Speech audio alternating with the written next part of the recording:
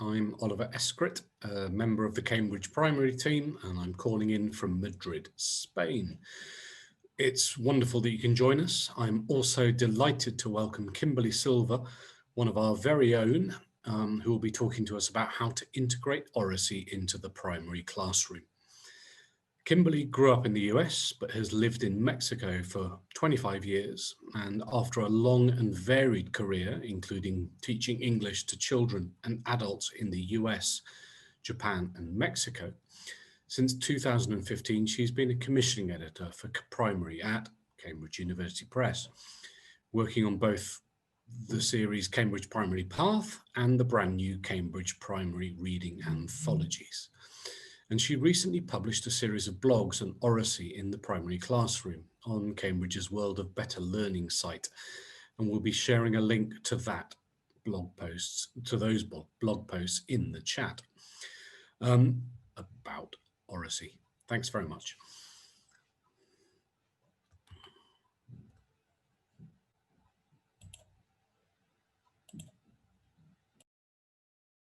Thank you, Oliver, for the introduction. I'm Kimberley Silver. So today I hope to convince you of the value of integrating Oracy into your EFL classes and to provide you with a roadmap about how to do that. In addition, I will give you some tips, considering that we're in the middle of a global pandemic that's driving us all crazy. I will give you some tips on how to work on Oracy remotely, because I can imagine that many of you teachers are operating remotely right now with your students. Okay, but before I start, I have to tell a story because I love telling stories. And the story I'm going to tell is called Dinner for a Very Picky Dinosaur. This story appears in our second grade student book in our new series, which is coming out this year, called Cambridge Primary Reading Anthologies, and we're very excited about it. So here we go. One day, a dinosaur appeared at the zoo. Everyone was very surprised and worried. The dinosaur was huge. Everyone wondered, what do dinosaurs eat? Do dinosaurs eat people? So along came the zookeeper, and he looked at the dinosaur and went, it's just a big lizard. I bet he eats bugs. So he brought out a bucket of bugs and offered it to the dinosaur. But the dinosaur just shook his head, put his nose up in the air, and refused to eat.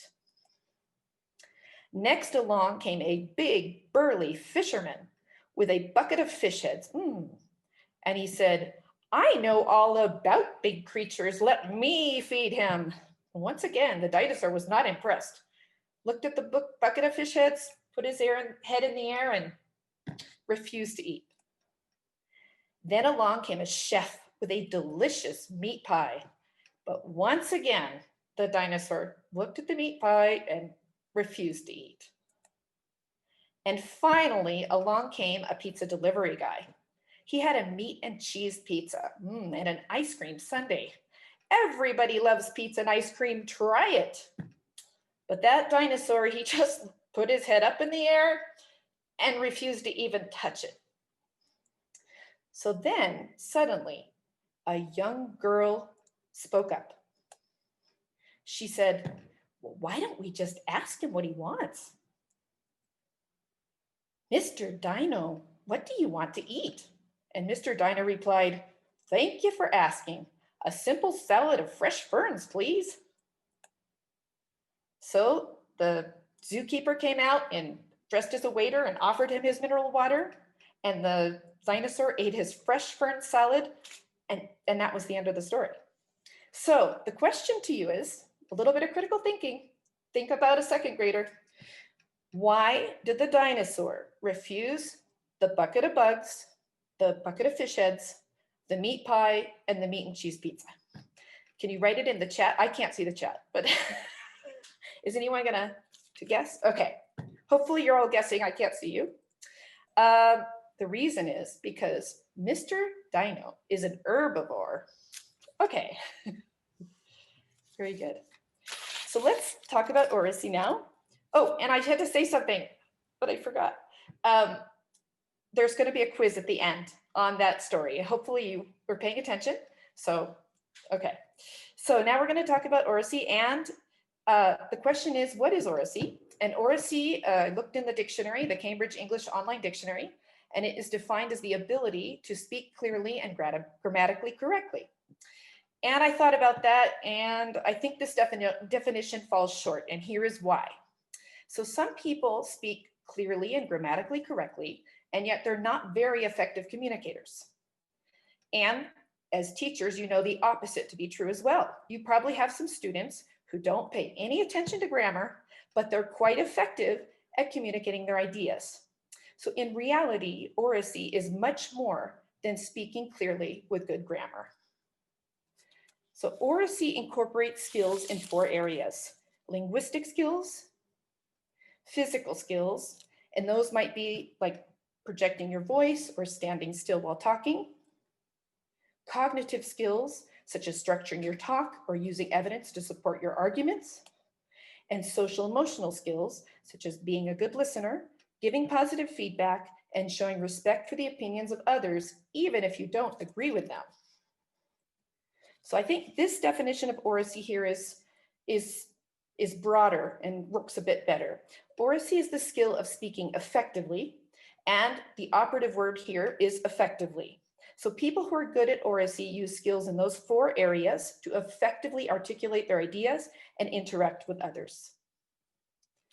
Okay, so here we have Oracy Morris. He is our resident oracy expert, and I have taken him from the Cambridge Primary Path series. This is our new high-level primary EFL series, and it has an oracy strand. So Oracy Morris says, a person with strong oracy skills listens effectively, facilitates shared decision-making, is good at persuading others, successfully reads group dynamics, and gives effective presentations. So some may assume that oracy skills are mainly related to presentation skills and public speaking. However, in fact, it is equally important for group work and collaborative activities. The bottom line is that people with strong oracy skills are effective team players. Okay, another misconception about oracy is that certain people have a gift or a natural talent for oracy and other people don't. So Ralph Waldo Emerson makes a very important point here. Oracy is not a skill that we are born with. It is a skill that can be learned just as we learn reading or math, or we learn to write. So for that reason, the sooner we teach children oracy skills and work on their skills, the better. So you may be having some reservations about teaching oracy in your English classes. And as a teacher, I came up with these. This is what I was thinking, okay? So maybe you're not sure because your students' speaking skills in English aren't strong enough. Or perhaps you have a tight schedule, you're stretched for time, you have a lot of content to cover, and you're not sure you have enough time to work on oracy. Perhaps you don't have any training in oracy, and most of us don't. So that's something very typical. Or perhaps you're not confident about your oracy skills in your own language, never mind in English. So in spite of these reservations that you may have, I urge you to reconsider the idea of incorporating oracy into your English classes, and here is why. So oracy is an essential life skill, right alongside literacy and numeracy. In fact, it's been noted by researchers that it has not received the attention it deserves. Professor Neil Mercer of Cambridge University has argued that after leaving school, oracy will be far more important to most people than algebra. Another reason you should consider it is that your students don't need to be strong English speakers to benefit from oracy skills work. In fact, in our program, the main focus is going to be on the physical, the cognitive, and the social emotional skills. So these will give your students a broader range of communication skills to work with, and that will empower them to become better speakers. Okay, and oracy work can be carried out alongside regular speaking activities, just as, things that you've already planning to do to practice speaking. And today, that's what I'm going to do. I'm going to show you how you can integrate it right alongside those activities that you're already going to do. And what will happen is eventually, if you do this regularly, students will expect the focus on oracy skills whenever you're doing your speaking activities, and it will become second nature. It won't be difficult for you to set it up, and it won't be difficult for them to carry it out. And finally, believe it or not, you don't have to have strong Oracy skills to teach Oracy. As I mentioned, training is not common for most people, don't have that training.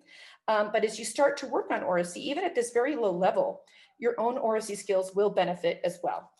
And there's one more benefit, and that is that Oracy skills are applicable across all languages people speak.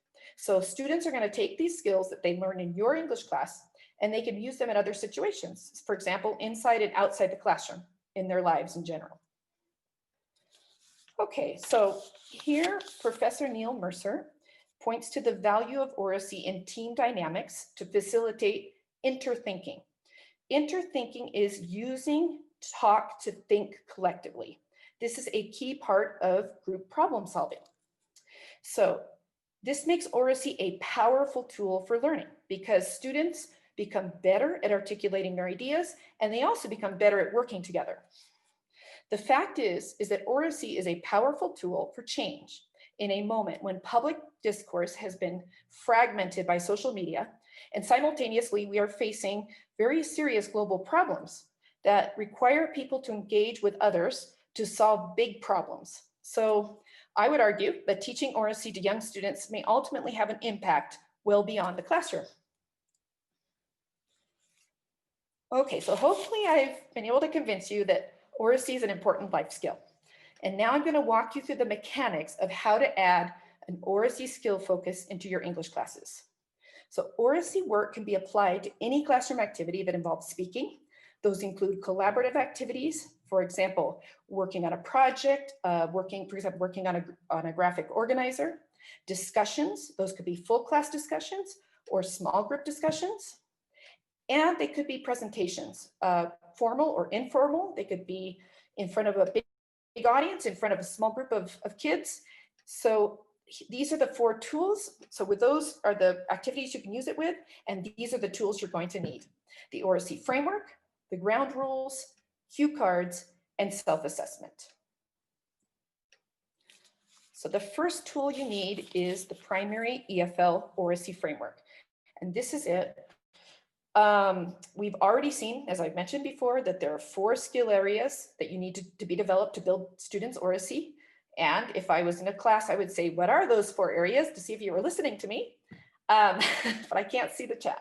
So those are linguistic skills, physical skills, cognitive skills, and social emotional skills.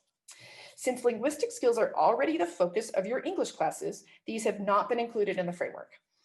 However, therefore, the framework focuses on the following.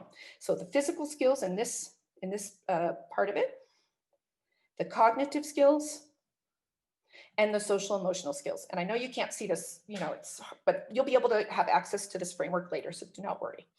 And you can see it's broken down by level. You have foundation, which is by the end of 1st grade, apprentice by the end of 2nd grade, developing by the end of 4th grade, and confident by the end of 6th grade. At each level, you can find can-do statements which build on the skills in the previous levels.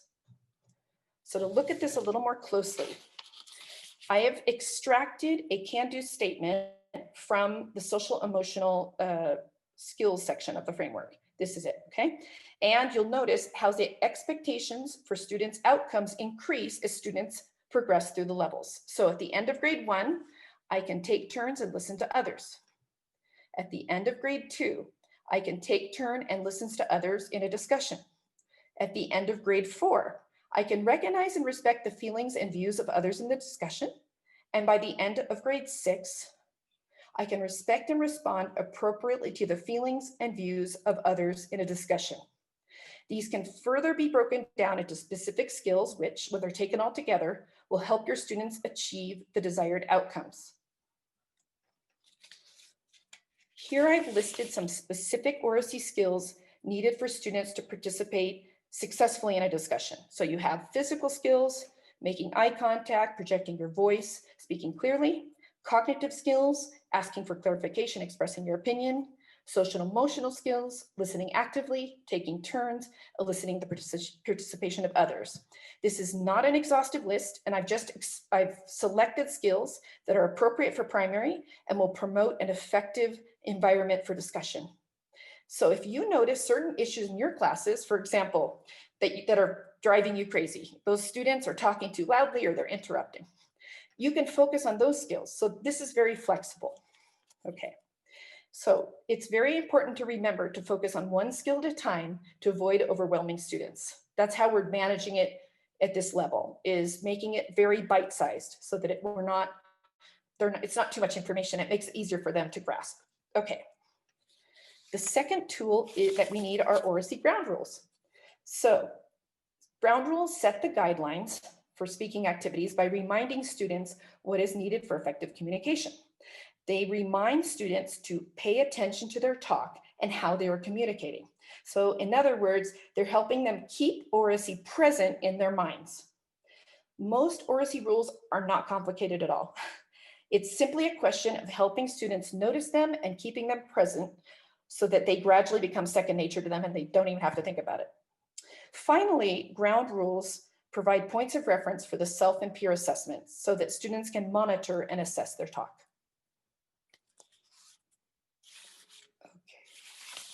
So how do we set up ground rules? The first step is involving students in defining them. This is important because imposing ground rules from the top is not as effective as encouraging students to talk about them and define them. Students will engage more with these rules if they have ownership. So ideally, there should be two sets of rules. We'll have one for discussion and collaborative work and another set of rules for presentations. And for presentations, we'll have rules for the presenters as well as rules for the audience. Okay, so you'll have two ground rules posters that you will be able to post anywhere in your class and make sure that they are visible from any vantage point.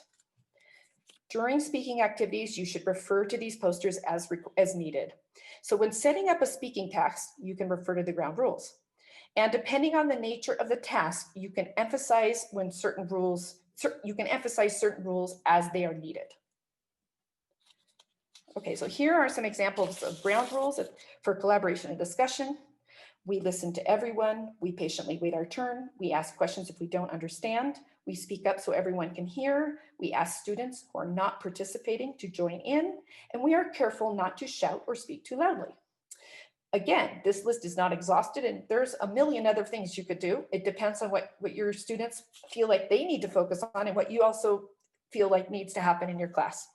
So I recommend keeping the language appropriate for the grade level. And for first and second graders, this would be too complicated for ELT students. You would want it to say, we listen, we take turns, we ask questions, right? You want to make sure the language of these rules is appropriate for their level.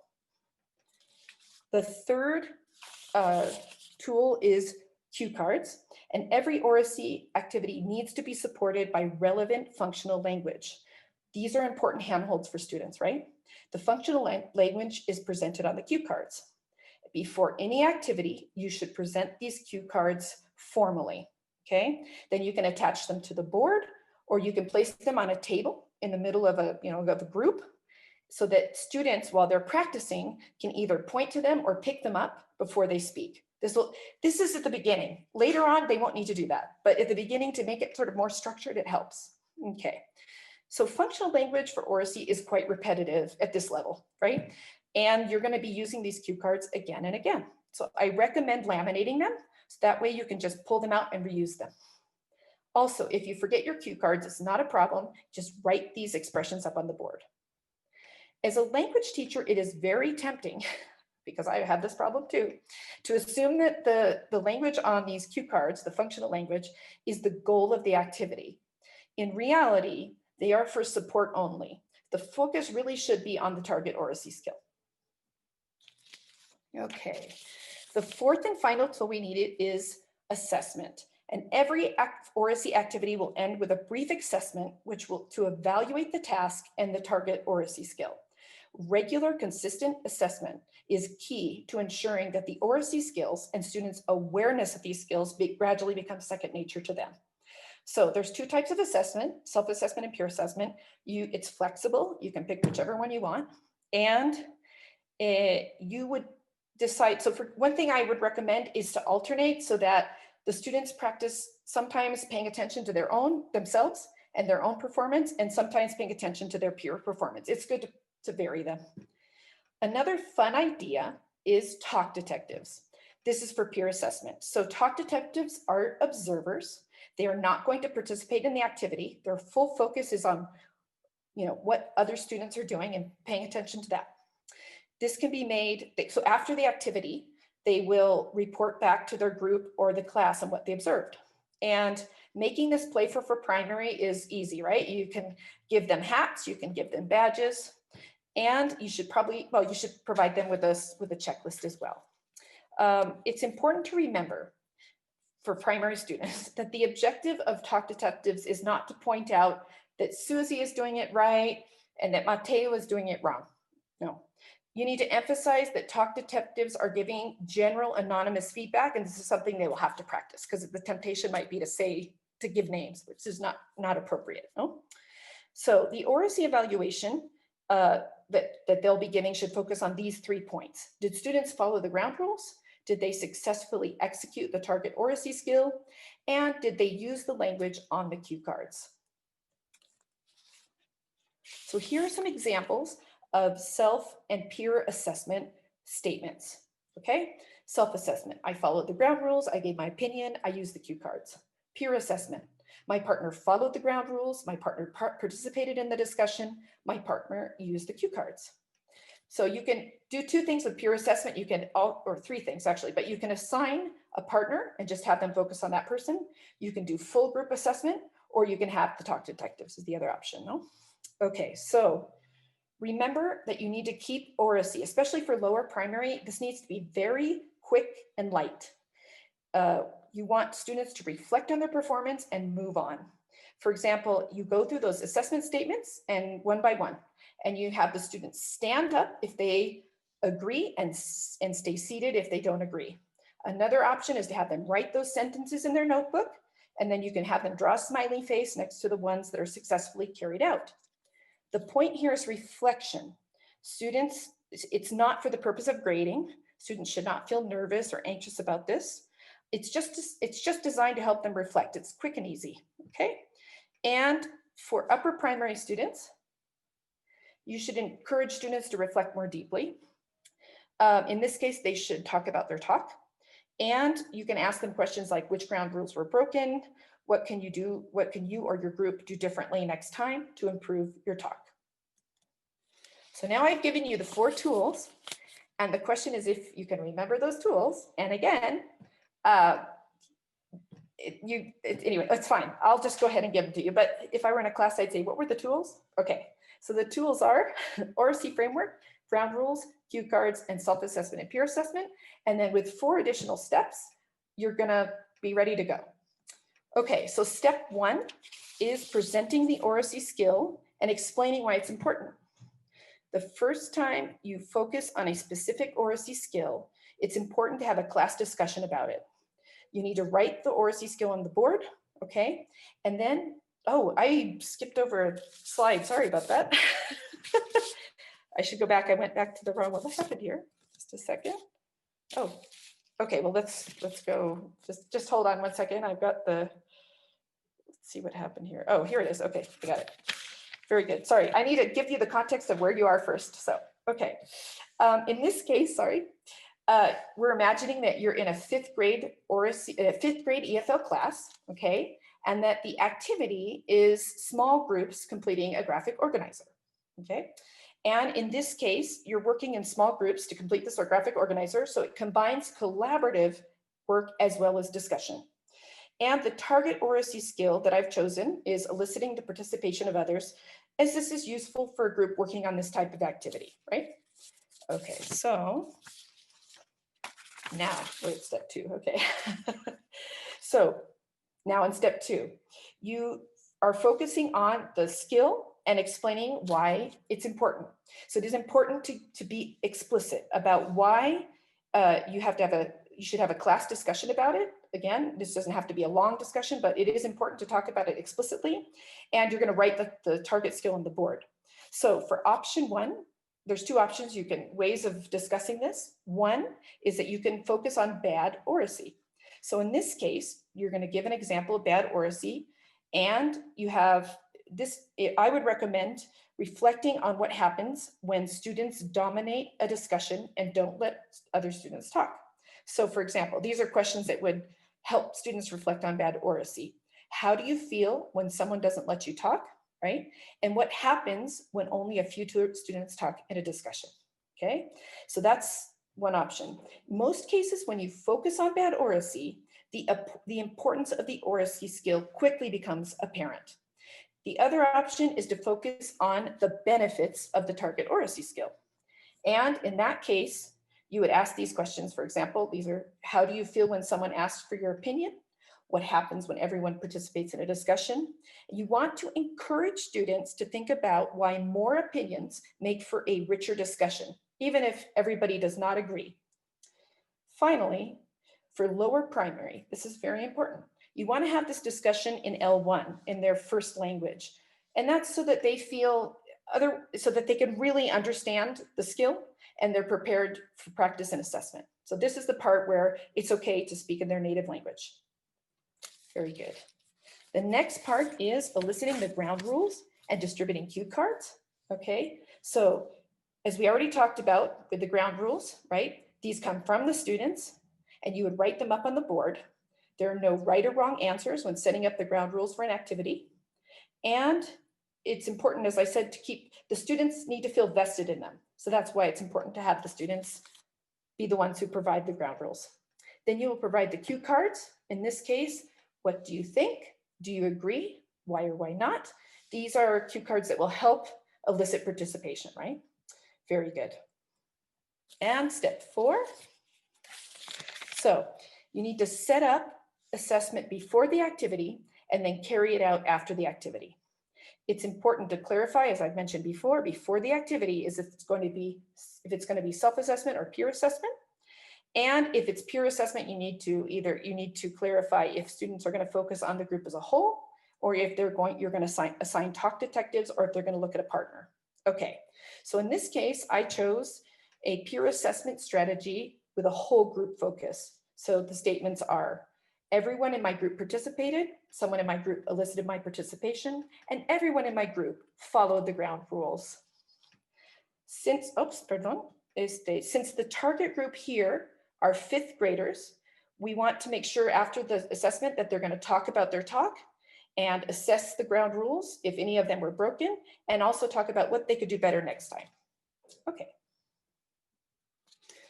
So moving on, talking about that global pandemic that is in everybody's minds right now, okay, in their lives. The question is it possible to work on Oracy when not teaching in person? And yes, it is possible. Obviously, we become more limited in this case. So some Oracy skills, like eye contact and projecting your voice, they're very difficult to practice online, and you're not going to do that. However, there are skills that we can practice online, especially skills linked to collaborative work and discussions, such as these here: listening actively, taking turns, asking for clarification, or giving positive feedback. And here's another bonus. By establishing explicit online Oracy rules with your students, you may be able to resolve persistent, frustrating online communication issues. Okay, this is about making them aware of what's working, what's not working, so that the classes go more smoothly. So to start out, you need to refocus by setting up global ground rules that are aligned to our new realities of online classes. And here are some tips for getting started. So you're going to work with your students to define the global online Oracy rules. For example, whether you have to consider for full class activities or group work in breakout rooms. Now, I'm not sure a lot of primary teachers are doing breakout rooms. It's tricky. It would be mostly in upper primary. Okay. And when cameras, so for example, you need to think about rules such as when cameras or mics should be on or off, and how students can get your attention or get the attention of other students, okay? You should include specific rules for the chat box, which presents its own set of unique problems and challenges. And you should include behaviors to avoid, such as the tendency to shout to get the teacher's attention, and leaving the microphone on when someone else is speaking. It's really common. Okay, and you're gonna, as you did with for the normal Oracy classes, you're going to make a ground rules poster. In this case, it's going to be just one poster for online Oracy. And what you'll do is you'll turn your camera on when you're having issues and hold up that poster and refer to it and see if students can identify what's going on and what rule is being broken. You can also assign, this is a strategy number 3, you can assign a ground rule to each student and have students monitor the rule. That's kind of almost a talk detective strategy. So you could do that at the beginning of an activity or the beginning of the day. And then at the end of the activity or the end of the day, you can ask students to report back on their ground rule. Okay, makes it a little more participative. Huh? And number 4, call out problematic behavior. It's important to be very explicit why it is negatively affecting communication. And finally, number 5, notice and praise good online behavior and define it as good Oracy. Praise those students when they're doing a good job. Okay, so I hope you will check out my blog. A lot of the stuff I talked about today is on the blogs, is in the blogs. And I also have an article on Oracy strategies in preschool, which is sort of it has a slightly different approach, okay? And also the primary EFL Oracy framework is now available at the end of the first blog. So you'll be able to access it directly from there. If any of you are interested in seeing how the Oracy methodology works in a primary school setting, this would be with ESL students or native English speakers, I highly recommend that you check out this website, Voice 21. So Voice 21 is a nonprofit organization that supports a network of schools that have become an inflection point for Oracy research. And you can find videos of children, school-age children, engaging in Oracy work. This is their entire day. The whole methodology is Oracy. They do their math class with the Oracy methodology, for example. And it's quite amazing because these young learners are incredibly articulate and engaged and excited. And it's a transformative and inspirational. So I highly recommend you check it out if you're interested in Oracy. It'll inspire you. Also, it has impact studies and a lot of other useful resources. There's also a site here, which is the Cambridge site. These are a group of researchers who have, they're led by the Professor Neil Mercer, and they have put articles and resources there as well. They also, I noticed that they have videos now. It's also really inspirational videos. So like Voice 21, these researchers are working very hard to promote Oracy education, and their goal is for it to become part of the UK national curriculum. Very good. So, and the final thing on here, okay, is a Cambridge white paper on the development of Oracy skills in school-age learners. Now, this paper is a great paper, but the focus is a little bit more on the ESL segment. So it's going to be a little high for ELT segment, but it's absolutely great information. And I recommend that people take a look at it again because it's got great information. So we came to the end, and now you have to do your test on the very picky dinosaur. Hopefully you were paying attention. So in fact, that story was talking about Oracy. So, I mean, it wasn't the focus of the story, but in effect, it's about Oracy, isn't it? So if you have a piece of paper or pencil, just jot down the answers here. And there can be more than one correct answer to make it trickier. Okay, so I guess I'll just go through them and then I'll give the answers. The first question is, who had bad Oracy? The second one is, why did they have bad Oracy? The third one, who had good Oracy? 4, why did they have good Oracy? And 5, what effect did good Oracy have? This is an open answer. So I'll give you maybe a little minute. I don't know how much time we have left here. Okay. 5 minutes, Kim. 5 minutes. Oh, great. Okay. Well, then I won't. I was kind of rushing through it. I wasn't sure. Okay, great. Okay, so take your time to answer those and see how you did. It's a memory test as well as an Oracy test. Okay. Muy bien. Okay, I think it's enough time. So who had bad oracy? The zookeeper, the fisherman, the pizza delivery guy, and the chef. And why did they have bad oracy? They didn't ask the dinosaur what he wanted, right? Pretty basic. They were imposing their decisions instead of, imposing what they thought instead of actually just saying, hey, what would you like? Who had good oracy? This is easy.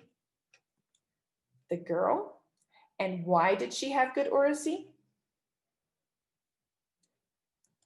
She elicited the dinosaur's opinion. And finally, what effect did good oracy have? Effective communication, right? So we found out what the dinosaur wanted to eat and we resolved the problem. Okay, so thank you very much. And here is the link to the certificates. I hope you'll check out my blog, and thank you for attending this talk. Yep.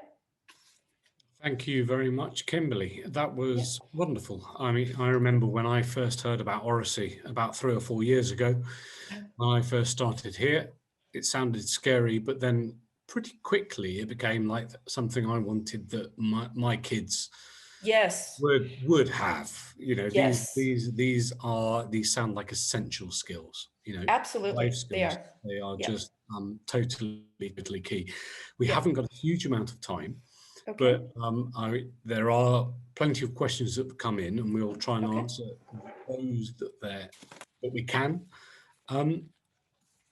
And one of the ones here that strikes me as interesting is, can the Oracy process start in first language and then little by little switch into English? I mean, that seems like a very sensible approach. Absolutely. In fact, I mean, this comes from L1, right? We're adapting it for this segment, the EFL segment. It comes from L1, and so of course it could be started out. And that's also why at certain points I mentioned you can break into L1 because we want them to really understand about the skills. So if you so we shouldn't be hesitant to explain things that, for example, especially for first and second graders and preschoolers as well, although preschool is a little bit different, but we shouldn't be uncomfortable about breaking into L1 when it's necessary. Eventually they'll get it and you won't need to do that anymore. So yeah, I agree for sure.